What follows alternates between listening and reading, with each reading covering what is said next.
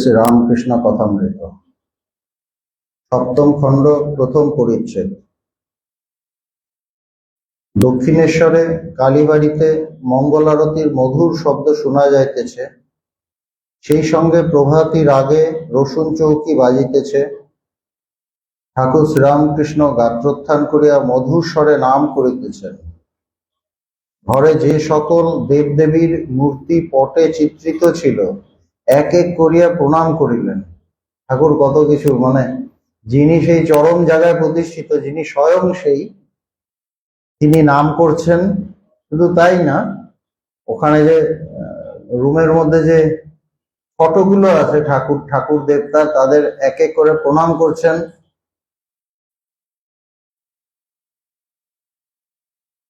পশ্চিম ধারের গোল বারান্দায় গিয়া ভাগীরথী দর্শন করিলেন ও প্রণাম করিলেন। গঙ্গা দর্শন করছেন, গঙ্গাকে প্রণাম করছেন। ভক্তেরা কেহ কেহ ওখানে আছেন, তাহারা প্রাতঃকৃত্য সমাপন করিয়া ক্রমে ক্রমে আসিয়া ঠাকুর শ্রীরামকৃষ্ণকে প্রণাম করিলেন। রাখাল ঠাকুরের সঙ্গে এখানে এখন আছেন। ভক্তরা সবাই প্রণাম করলেন ঠাকুরকে, এবং রাখাল মানে ব্রহ্মানন্দজি, তিনি ঠাকুরের সাথেই থাকছেন কিছুদিন। বাবুরাম গত রাত্রে আসিয়াছেন। মণি ঠাকুরের কাছে আজ 14 দিন আছেন। মাস্টার, তিনি 14 দিন ধরে ঠাকুরের কাছে, ওখান থেকে হয়তো কাজে যাচ্ছেন, কিন্তু 14 দিন ধরে আছেন। তার সাথে কিছুক্ষণ থাকা একটা বিরাট ব্যাপার, সেখানে এতদিন ধরে উনি আছেন।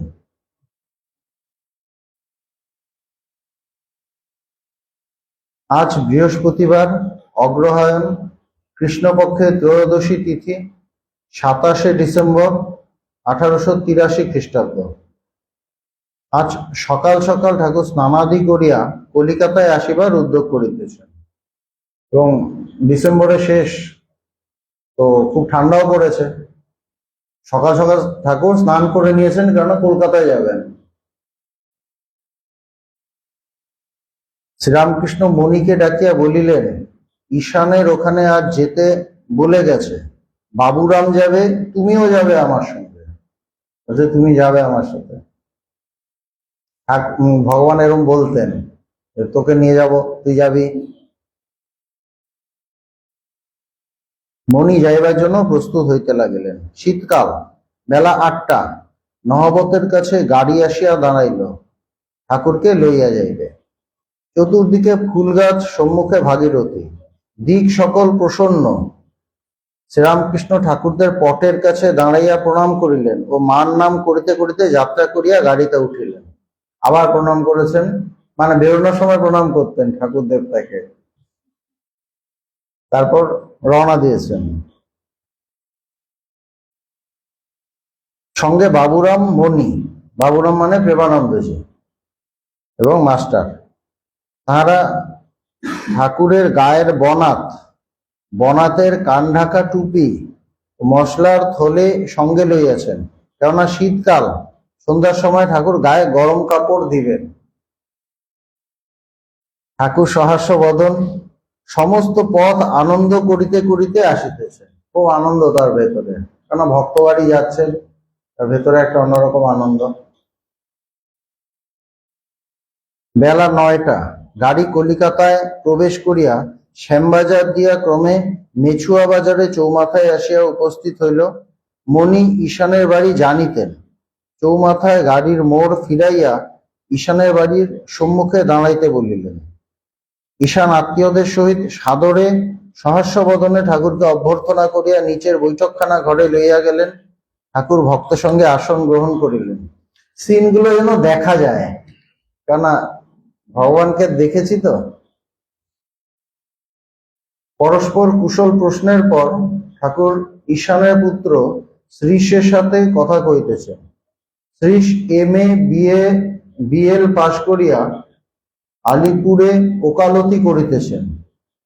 তখনও কোর্টটা আলিপুরেই ছিল বোধহয়, না? আলিপুরে ওকালতি করিতেছেন। এন্ট্রান্স ও FA পরীক্ষায় ইউনিভার্সিটির ফার্স্ট হইয়াছিল।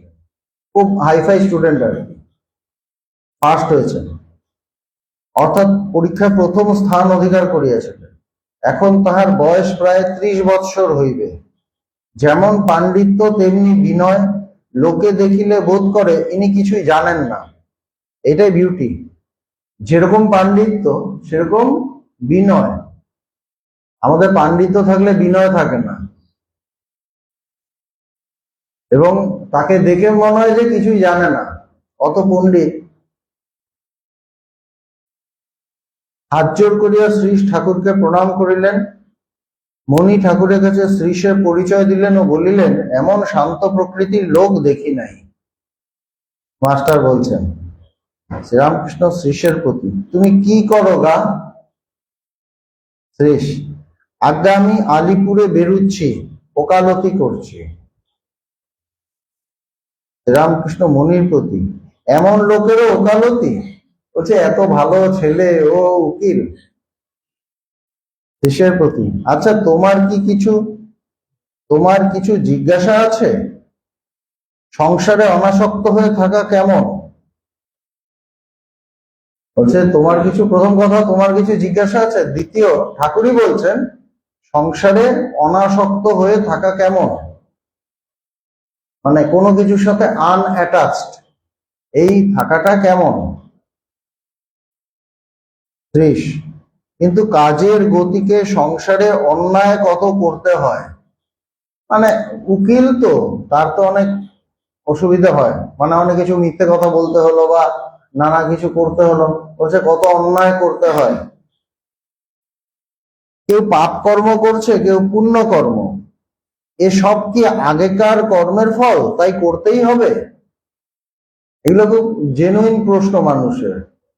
কেউ পাপ করছে, কেউ পুণ্য করছে, বলছে এগুলো কি, মানে আমি যদি, আমার দ্বারা যদি কোনো পাপ হয়ে যায়, এটা কি কর্মের ফল? মানে আমাকে করতেই হবে?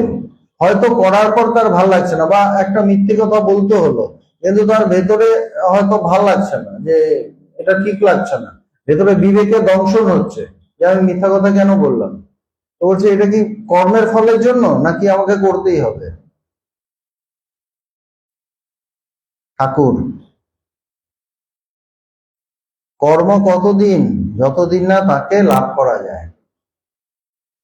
বলছে কর্ম কতদিন, যতদিন না তাকে লাভ করা যায়। তাকে লাভ হলে সব যায়, তখন পাপ পুণ্যের পার হয়ে যায়। এই যে পাপ পুণ্য, এগুলো একটা মধ্যের অবস্থা, খুব একটা উঁচু অবস্থা না। পুণ্যটা, পাপের সাথে কিন্তু পুণ্যটা যোগ করা আছে। পাপ পুণ্য একসাথেই উচ্চারিত হচ্ছে, তাই না? সবসময় দেখবেন ভালো মন্দ সুখ দুঃখ একসাথে উচ্চারণ করা হয়, হেড টেল, তার মানে একটা থাকলে আরেকটা থাকে। এর কাজ হলো এর পারে যাওয়া, শুধু পুণ্য করা নয়, পুণ্য করা টার্গেট নয়। টার্গেট কি, জীবনের উদ্দেশ্য কি? ঠাকুর বলছেন ঈশ্বর লাভ। ঈশ্বর লাভ কি? বলছে তার পারে যাওয়া, পাপ পুণ্যের পারে যাওয়া, ভালো মন্দের পারে যাওয়া। পারে যেতে হবে, নদীতে পড়ে রইলে হবে না, নদীর পারে ওঠো, নদীর থেকে উঠে আসো। যতদিন না কর্ম কতদিন, যতদিন দিন না তাকে লাভ করা যায়। সুতরাং তুমি যে কাজ কর্ম যেটাই বলো না কেন, সবকিছুর উদ্দেশ্য হলো তাকে লাভ করা। তাকে লাভ হলে তারপর কর্ম আর থাকে না। কিন্তু আমরা কি দেখেছি, বিরাট বিরাট জ্ঞানী তারা যেন আরো বেশি কর্মী, অনেক বেশি কর্ম করেন। সেটা কর্ম করতে দেখা যায়, কিন্তু তারা ভেতরে জানেন আমি কিছুই করি না। এইটাই হলো তাকে লাভ করা, ভেতরে জানা বা বোঝা বা অনুভব করা। জানা বলতে আবার মনে হয় যে আমি বইয়ে পড়েছি ওইভাবে জানলাম, ওই জানাটা নয়। ভেতরে অনুভব করা যে সব তিনিই করছেন। এই অনুভব করতে গেলে আমার তার সাথে পরিচয় করতে হবে, তাকে জানতে হবে, তাকে বুঝতে হবে, তখন বুঝবো যে তিনি সব করছেন। তার আগে বোঝা যাবে না। তো বলছে কি, যে তাকে লাভ হলে সব হয়ে যায়, তখন পাপ পুণ্যের পার হয়ে যায়। কেন? উনি শ্রীশ যে উনি ওকালতি করেন, ওনার ভেতরে একটা কষ্ট আছে যে এটা অনেক কিছু ভুলভাল করতে হচ্ছে, এই কাজ করতে গিয়ে এটা কি ঠিক হচ্ছে, এর থেকে কি মানে বেরিয়ে আসা যায় না? তখন মানে ঠাকুর ওই উত্তরটা দিয়ে দিলেন যে বেশি পাপ পুণ্যের কথা ভেবো না, বা কিছু ন্যায় অন্যায়ের কথা বেশি ভেবো না, তার পারে কিভাবে যাওয়া যায়, কর্মের পারে কিভাবে যাওয়া যায় সেটার কথা ভাবো। কেননা যতক্ষণ তুমি এই ইয়েটার মধ্যে থাকবে, পুণ্যের মধ্যে থাকতে গেলে পাপ হয়ে যাবে, পাপের মধ্যে থাকতে গেলে কিছু পুণ্য হবেই, প্রত্যেকটা পাপই কিছু পুণ্য কাজও করে। ভগবান খুব সুন্দর বলতেন না, যে একটা দেখা গেল রাস্তায় একজন একটা লোক এসে ভয়ঙ্কর ভাবে একজনকে মার্ডার করে দিল, মার্ডার করে তার গলা থেকে তার হাতটা ছিনিয়ে নিয়ে গেল। সবাই বললো কি বাজে লোক, কি নৃশংস, ওকে ফাঁসি দেওয়া উচিত, সবকিছু করে। এই একটা সিন। তারপর সেকেন্ড সিন, কাট টু সেকেন্ড সিন, সেখানে দেখা যাচ্ছে সে তার স্ত্রীর গলায় সেই হারটা খুব ভালোবেসে পরিয়ে দিচ্ছে। সেখানে কিন্তু আগের সিন কি ছিল, সে একটা ভয়ঙ্কর লোক, ডাকাত। পরের সিন কিন্তু তার মতো প্রেমিক কেউ হয় না। কোনটা সত্য? এটাও সত্য, ওটাও সত্য। এটা করেছে বলে, এই সিনটা করেছে বলে এই সিনটা হলো। সুতরাং এই পাপ এবং পুণ্যকে আলাদা করা যায় না, পাপ পুণ্যকে আলাদা করা যায় না। বলছে কি এর পারে যেতে হবে, এই জন্য ঠাকুর ধরিয়ে দিলেন। কেননা তার ভেতরে একটা কষ্ট ছিল, আমাকে কিছু ভুল কাজ করতে হয়, তার মানে কি আমি কিছু ঠিক কাজ করব, আমি সবসময় ভালো ভালো কাজ করব। তখন ঠাকুর বলে দিলেন যে সবসময় ভালো ভালো কাজ হবে না, ভালো ভেতরে আইডিয়াটা থাকলেই মন্দ চলে আসবে। ভেতরে যে ভালো ভাবটা আসছে তখনই মন্দের ভাবটা চলে আসছে, তাই তো? ভেতরে ন্যায়ের ভাব আছে, তার মানে অন্যায়ের ভাব আছে, দুটো কিন্তু একসাথে আছে। সুতরাং তোমাকে এর পারে যেতে হবে, এর পারে যেতে হবে। যতক্ষণ না এর পারে যাবে, পাপেরও পারে পুণ্যেরও পারে, সেই জ্ঞান লাভ করে, সেই অবস্থায় গেলে তখনই তোমার ঠিক ঠিক আসল কাজটা হবে। এবং তখন যখন তুমি পারে চলে যাবে, তখন তোমার কর্ম শেষ হবে, এও শেষ হবে, দুটোই ক্ষয় হবে, দুটোই হবে। শ্রিয়ন্তে চাস্য কর্মাণি তসমিন দৃষ্টে পরাবরে, বলছে তাকে দর্শন করলে তখনই সমস্ত কর্মের ক্ষয় হয়, পাপেরও ক্ষয় হয়, পুণ্যেরও ক্ষয় হয়, সমস্ত ইয়ের ক্ষয় হয়ে যায়। ফল দেখা দিলে ফুল যায়, অনেক কিছু ইয়ে থাকে না, যে ফুল হয় প্রথমে তারপর ফল হয়, হচ্ছে ফল দেখা দিলে ফুলটা চলে যায়। ফুল দেখা দেয় ফল হবার জন্য, ফুল মানে কর্ম, ফল মানে জ্ঞান, ঈশ্বর লাভ। কর্ম কেন? জ্ঞানের জন্য। জ্ঞান হয়ে গেলে কর্ম থাকলো না থাকলো বড় ব্যাপার নয়, জ্ঞানটা হয়ে গেলে কর্ম থাকলো না থাকলো বড় ব্যাপার নয়। কর্ম তো থাকেই, কিন্তু ভেতরে কর্ম থাকে না।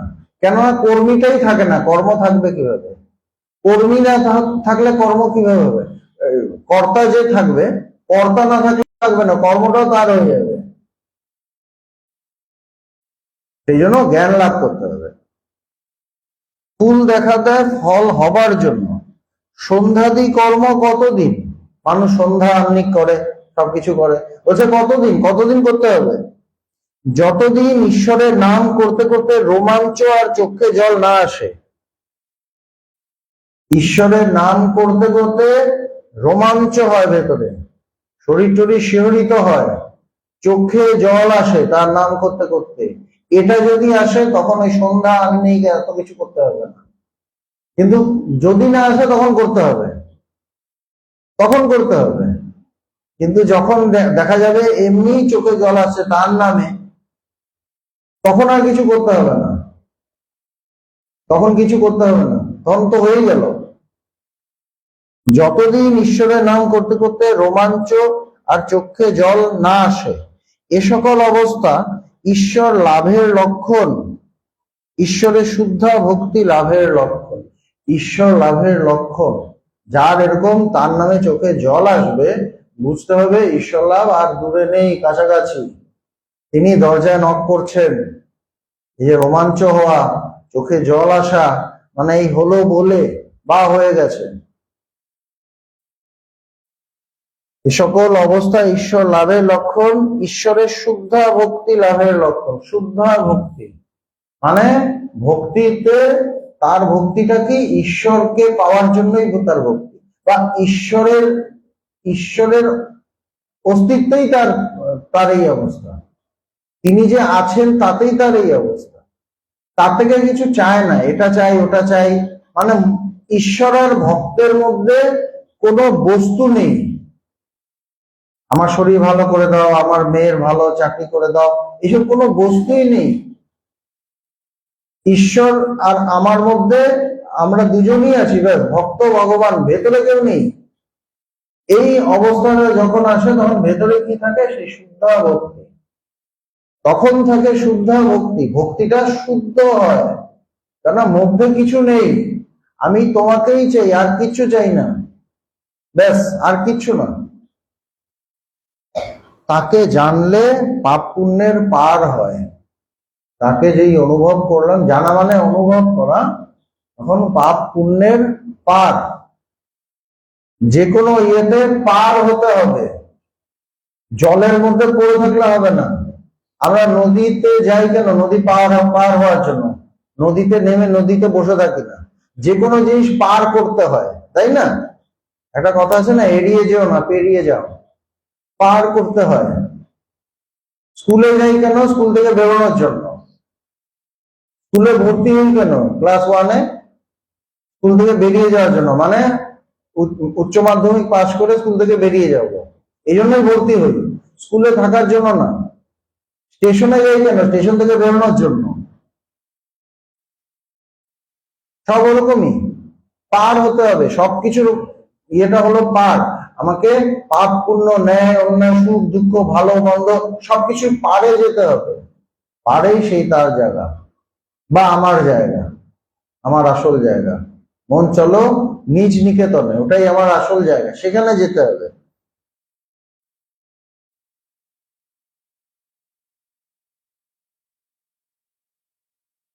তাকে জানলে পাপ পুণ্যের পার হয়। প্রসাদ বলে, ভুক্তি মুক্তি উভয় মাথায় রেখেছি, আমি কালী ব্রহ্ম জেনে মর্ম, ধর্ম সব ছেড়েছি। বলছে ভুক্তি মুক্তি এগুলো মাথায় রেখেছি, আর কালী ব্রহ্ম মানে তিনি সব, বা তিনি সেই কালী ব্রহ্ম এক, ব্রহ্ম শক্তি অভেদ, বা লীলা নিত্য এক, এটা জেনে ধর্ম অধর্ম সব ছেড়েছি। ধর্ম ছেড়ে দিয়েছি। ধর্ম বলতে ওই যে আচার বিচার নামক ধর্ম, সন্ধ্যাদি কর্ম, সন্ধ্যা আহ্নিক ইত্যাদি ইত্যাদি, এই যে এইসব কর্ম, ধর্ম অধর্ম সব ছেড়ে দিয়েছি। ছেড়ে দিয়েছি মানে ছেড়ে চলে গেছে। ফলটা যখন হয়, ফুলটা তখন কোথায় যায় কেউ জানে না, শুকনো হয়ে যায় বা খসে যায় বা কি হয় কেউ দেখেও না। সেরকম জ্ঞান ফল যখন হলো ভেতরে, তখন কর্ম নামক ফুলটা কি হয় কেউ অত দেখে না। জ্ঞানটাই আসল বস্তু, জ্ঞান ফল। তার দিকে যত এগুবে ততই তিনি কর্ম কমিয়ে দিবেন। তার দিকে যত এগোবে ততই কর্ম তিনি কমিয়ে দেবেন।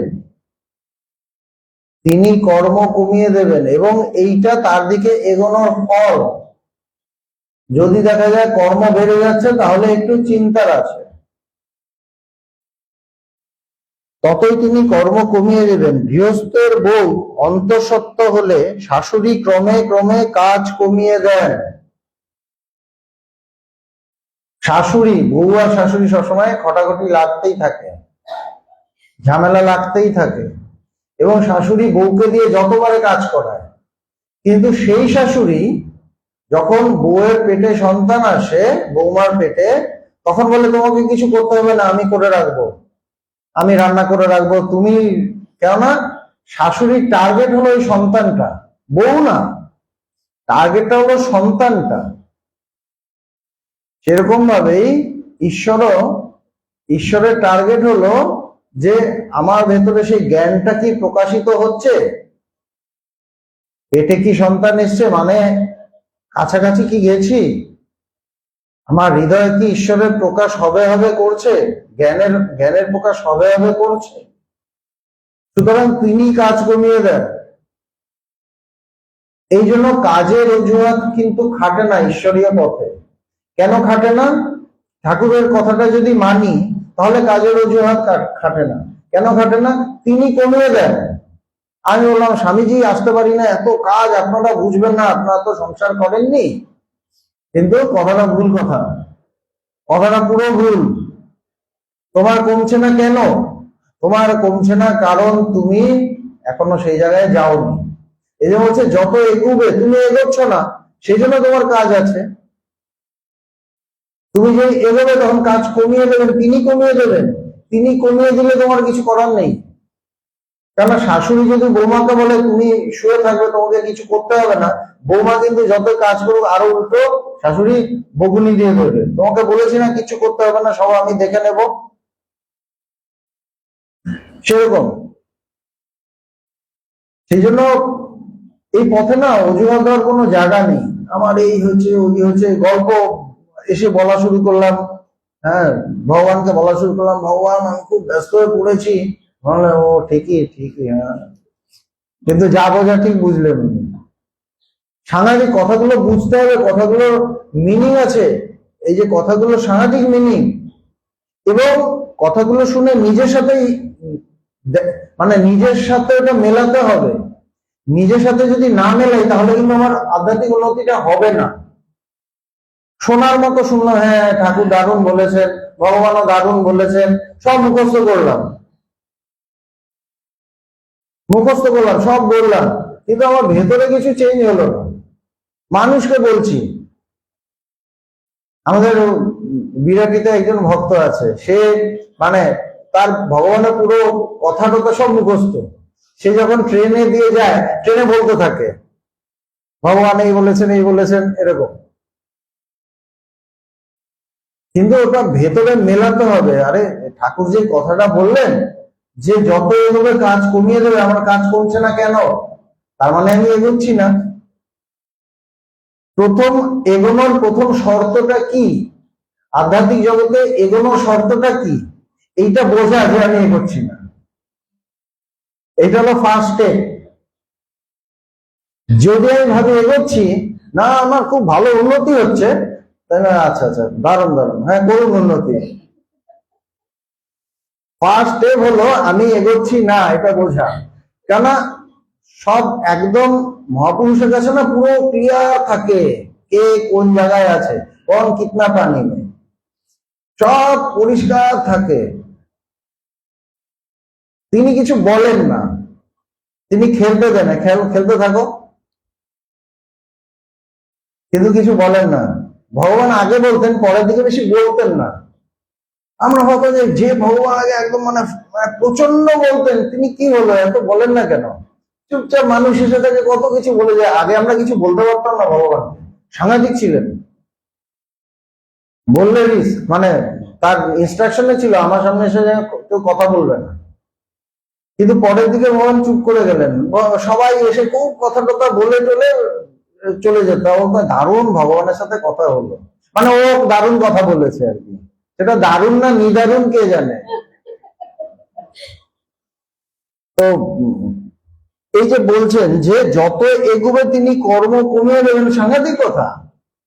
এটার সাথে নিজেকে মেলাতে হয়। আমার কর্ম বাড়ছে না কমছে? তিনি তো কোথায়, কর্ম তো কমাচ্ছেন না, কিন্তু কর্ম কমাচ্ছে না, তাহলে কি হলো? তার দোষ না, আমি এগোচ্ছি না, এগুলো কর্ম কমিয়ে দেবেন। গৃহস্থের বউ অন্তঃসত্ত্ব হলে শাশুড়ি ক্রমে ক্রমে কাজ কমিয়ে দেন। যখন 10 মাস হয় তখন একেবারে কাজ কমিয়ে দেন। একদম তিনি সব বানিয়ে রাখেন, চারদিক ওইভাবে স্থির করে রাখেন, এমন করে রাখেন তখন আমার নিজের কোনো কাজ থাকে না। অর্জুনের যখন সময় হলো জ্ঞানের কথা শোনার, কৃষ্ণ সব একদম লক করে দিলেন, তখন সবাই স্থির হয়ে আছে, তখন কোনো যুদ্ধ নেই, যখন অর্জুন বললেন যে তুমি আরেকটু কাছে নিয়ে যাও, ওই অপর দিকে কে কে আছে আমি একটু দেখি, ওই সময় তার সময়টা হয়েছে। কেন এরপরেই তার হাত পা কেঁপে কেঁপে গান্ডিক খসে টসে পড়ে গেল। হ্যাঁ, মানে একদম সেই সময়টা চলে এসেছে, 10 মাস। তখন কি সমস্ত প্রকৃতি স্থির, ঈশ্বরই করে দিলেন, মানে কৃষ্ণই করে দিলেন। কেন এখন গীতার বাণী উচ্চারিত হবে, সব প্রকৃতি সব স্থির হয়ে গেল। আমার ভেতরে যখন সেই গীতার প্রকাশ হবে, সেই জ্ঞানের প্রকাশ হবে, তার আগে তিনি সব স্থির করে দেবেন প্রকৃতি, কোনো কাজ টাজ কমিয়ে দেবেন। বলছে না 10 মাস হলে সমস্ত কাজ কমিয়ে দেন। যখন 10 মাস হয় তখন একেবারে কাজ কমিয়ে দেন।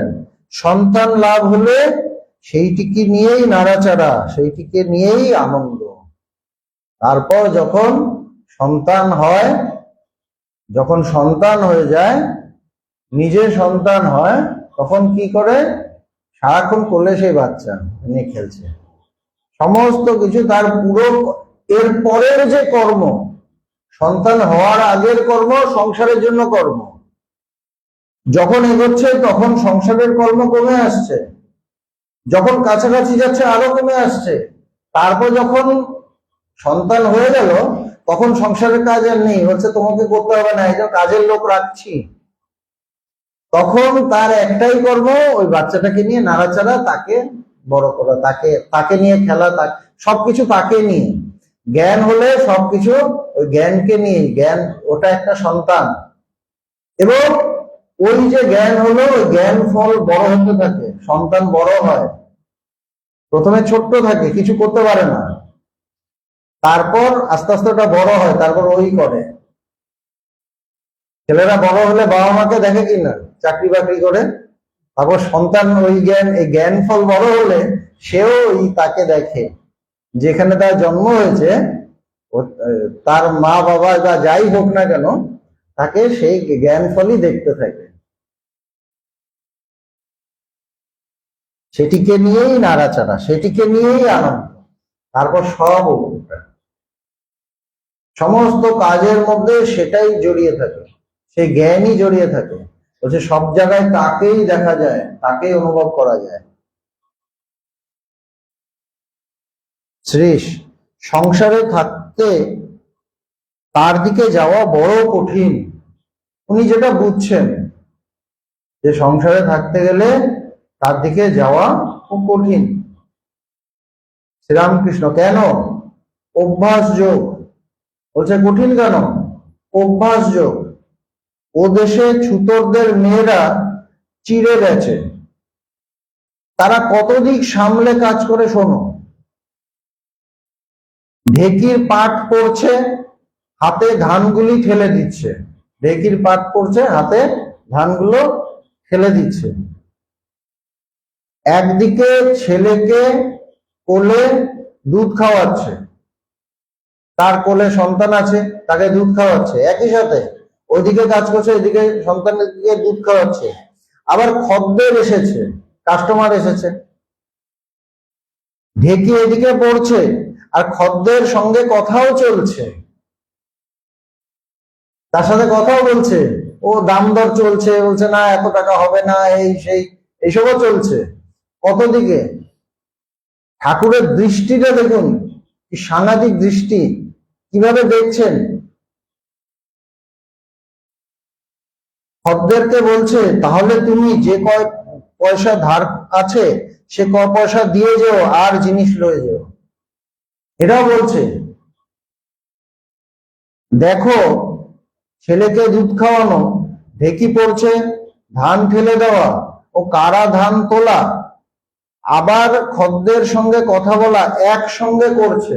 কাকে বলছেন? শ্রীশকে বলছেন যে তোমার তো কাজ আছে, ওকালতি কর্ম করো, একটা বাড়িতে থাকো, সেখানেও তোমার কাজ আছে, বিয়ে টিয়ে হয়তো হয়েছে, সংসার আছে, আবার ঈশ্বরকে ডাকার ইচ্ছে আছে, বলছে সব একসাথে করো, অভ্যাস যোগ।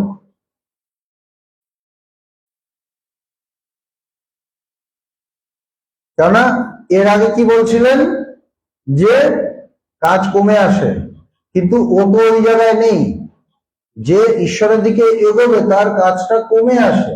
কিন্তু ঠাকুর তো দেখছেন যে ও তো নতুন, ও তো এইদিকে অতটা নেই, বলছে অভ্যাসযোগ, তুমি প্র্যাকটিস করো, সবকিছু করো, মাল্টিটাস্কিং, এটাও করো ওটাও করো। এবং উদাহরণ দিয়ে দিচ্ছেন কি সুন্দর,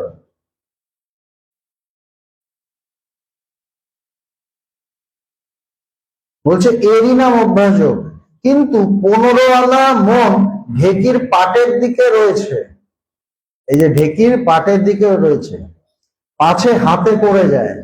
ওই জায়গায় মনটা, মেইন মনটা ওখানে, যে কোনো একটু অসাবধানী হলে কিন্তু হাতের মধ্যে পড়ে শেষ, পুরো কর্মটর্ম সব ওলট পালট হয়ে যাবে।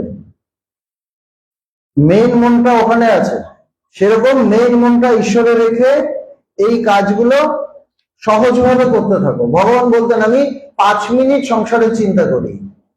যিনি সংসারী মানুষ, সংসারের মধ্যে আছেন, চাকরি বাকরি, বাচ্চা কাচ্চা সামলানো, বাগান করা, দোকান করা, বাজার করা, সব, কিন্তু বলছেন আমি 5 মিনিট সংসারের চিন্তা করি। ওই রকম ওই 15 আনা মন ঢেকির পাটের দিকে।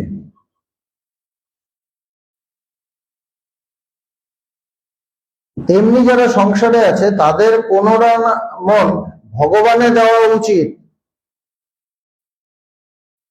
15 আনা মন ঢেকির পাটের দিকে রয়েছে, পাছে হাতে পড়ে যায়।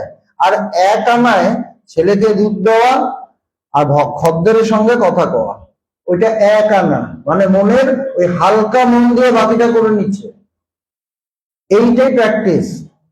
আমরা কি বলি, আমি প্রচন্ড কাজ ব্যস্ত, আসতেই পারছি না। আসতে পারছি মানে ঈশ্বর চিন্তাও তো হচ্ছে না, হ্যাঁ সময়ই পাচ্ছি না। ভুল কথা, ভুল কথা। ঠাকুর কি বলছেন, যে ওই 1 আনা মন দিয়ে, ভগবান বলতেন আমি 5 মিনিট সংসারের চিন্তা করি। সুতরাং 5 মিনিট সংসারে চিন্তা করলেই সংসার চলে যায়, 1 আনা মন দিলেই হয়। বেশি সংসার করতে বেশি চিন্তা লাগে না। এই ব্রেনের বা মনের ক্যাপাসিটি অনেক বেশি, এইটাকে ভালো জায়গায় লাগাতে হয়, সেই চৈতন্যে লাগাতে হয়, ঈশ্বরে লাগাতে হয়। এইগুলো 1 আনা মন দিয়ে হয়ে যায়, বা 5 মিনিটে হয়ে যায়। এটাই প্র্যাকটিস, এটাই হলো অভ্যাসযোগ।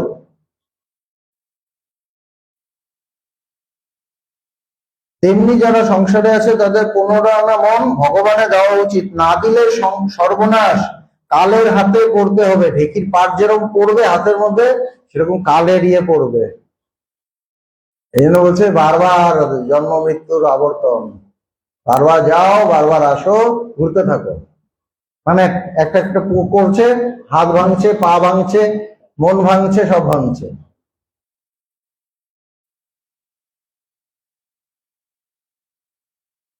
সংসার রূপ জলে মন রূপ দুধ রাখলে মিশে যাবে। সংসার রূপ জলে মন রূপ দুধ রাখলে মিশে যাবে, জল দুধ মিশে যায়। তাই মন রূপ দুধকে দই পেতে নির্জনে মন্থন করে মাখন তুলে সংসার রূপ জলে রাখতে হয়। মন রূপ দুধকে দই পেতে, দই পাততে গেলে নির্জনে রাখতে হয়, দই হলো, তারপর মন্থন করতে হয়। নির্জনে রাখলাম, নির্জনে থাকলাম, থেকে আমি জগতের চিন্তাই করছি।